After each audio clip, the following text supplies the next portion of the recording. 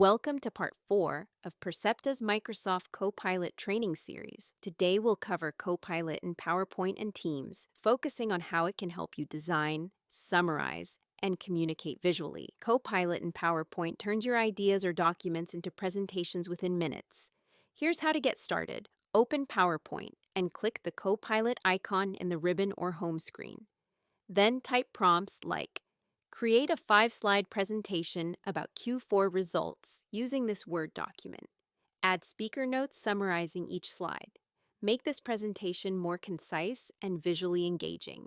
Copilot can build slide decks from existing files, suggest layouts, themes, and imagery, rewrite text for clarity or tone, generate summaries or talking points.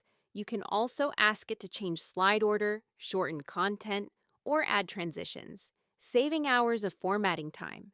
Next, Copilot in Teams. In Teams, Copilot enhances collaboration and meeting productivity. It can summarize meeting discussions. After a meeting, ask, what were the key decisions and next steps? Generate follow-ups and task lists. Copilot creates clear summaries you can share immediately. Summarize chat conversations. Type, summarize this chat, and highlight any open questions.